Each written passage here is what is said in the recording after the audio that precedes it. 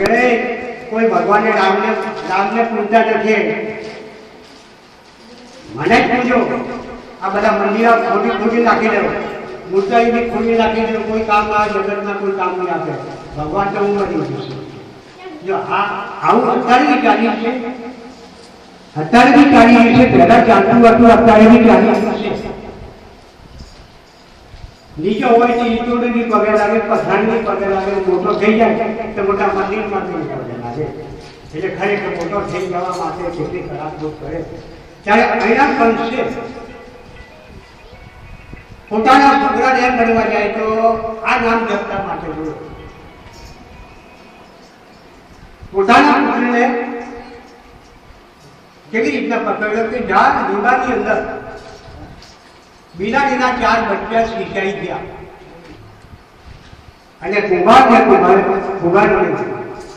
પરમાત્માને આરાધના કરી કે હે રામ, આ સમયે તારે બચાવવું પડશે. આ અંતિયાને આ પાપ તો મારા માટે છે પ્રભુ.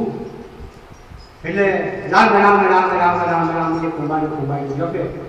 એટલે અહીંયા કૃષ્ણના મતલબ પહેલા ઉકેલા સિપાહીઓ કે સિપાહીઓ હવે કે પ્રભુ આપણા ગામની અંદર, આપણા નગરની અંદર એ કુંભારી છે, એ તો રામ રામ પુકારે છે. કહું વાત એટલે પકડી લાવો, પકડીને લાવ્યા. એટલે મળવા જાય તો રાજા સાહેબની સભા રજૂ કર્યા કે કેમ આ ધંધેડો પીધેલો તમને ખબર નથી પડી કે આજે તમે રામ રામ રામ રામ કરો? રામનું નામ કોણ લેવાનું કીધું તમને? અહીંયા કોઈ સૈના કોઈ ભગવાન પર બોલો, આ બધું ખોટું છે કે આ રામ છે કે બતાવો. જ્યાં દિવાળા પાસે ગયા ભાઈ પકડીને પેલા ભગવાન ભક્તાને શું છે અહીંયા કે બચ્ચા સીધા છે દિવાળા મને જેવો હંગાવી આમાં અમે શું કરીએ?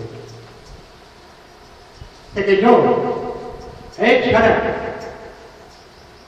આ દિવાળા વ્યક્તિનો બચ્ચા સાજા સમા ના નીકળે તો સવારે ઉઠોની ભાગોળી દેવને તમારે ગરદન મારવાનું હશે. હવે આ તો થવું થઈ ગયું અને ચોક્કસ એને ખાનીએ ચડાવવા. હવે એ સમયે ભક્તો કૈલાશ પડે બનાવી જતો એ દિવાળા પાસે એને રાખીને જોયું કે જો રામ હાચો છે કે મારો બાપુ હાચો છે. એટલે રામ રામ રામ રામ રામ રામ રામ રામ રામ આખી રાત જપે અને દિવાળાની ચોખેડા બિલાડી નાહે. જો બિલાડીનું બચ્ચું મતલબ એટલું બધું પ્રિય છે કે બચ્ચા હારું એ પોતે જાન બી આપી દે. ત્યારે દિવાળાની ચોખેડા બિલાડી પડે એટલે આ કુંભારી રામ રામ રામ રામ જપે. ત્યાં બળક છે લાલ બાદર થઈ અહીંયા કૃષ્ણને ખબર આપી કે તમે આવો. એક બાજુ પર સિપાહીઓ, એક બાજુ પર ભક્તો પહેલા, એક બાજુ પર અહીંયા કંસ અને પોલીસના બધા પહેલા ફરતા એટલે લીવાડો પૂરો બાજુ આજુબાજુ લીવાડાના 8 ઘડાઓ કાચા રેડા અને એ લીવાડો ખોલતા બિલાડીના બચ્ચા કૂદકા મારી અને અહીંયા કૃષ્ણ પગની નીચે નીકળી ગયા. ત્યારે ભક્તો પહેલા માન્યું મારા પિતા ખોટા છે, રામ હાથો છે. આ રામ હાથો છે. ત્યારે રામ રામ રામ રામ ભક્ત પહેલાને પુકારવા માંગ્યો. ત્યારે એ ભક્ત પહેલાની ઉપર કેટલું ઉગ્ર કષ્ટ એના પિતાએ આપ્યું કે ધરતી બહાર ના ગીરે એને કષ્ટ ન થાય. ત્યારે અંતિમ સમય એના માટે એક લોખંડનો થંભ ઉભો કરે અને અગ્નિની ટોપે છે અને ભક્ત પહેલાને કહે છે કે જો તારો રામ સાચો હોય તો આના અંદર ગાંઠ માર અને જો તને બચાવે તો તારો રામ સાચો. કે પ્રભુ પિતાજી રામ સાચો છે, મને પણ બનાવ્યો તેને, તમને પણ બનાવ્યો તેને, અને તમે કેમ એમથી વિરોધ ચાલુ પિતાજી? કે ના એમ બનાવ્યો અહીંયા તો જ બનાવ્યો રામ પાસે. ત્યારે એમ કરવા જાય તો એ થમની અંદર ગાંઠ મારે અને પછાથી ચાબુક મારે. ત્યારે એ પરમાત્માએ નરસિંહ રૂપ પ્રકટ કર્યું.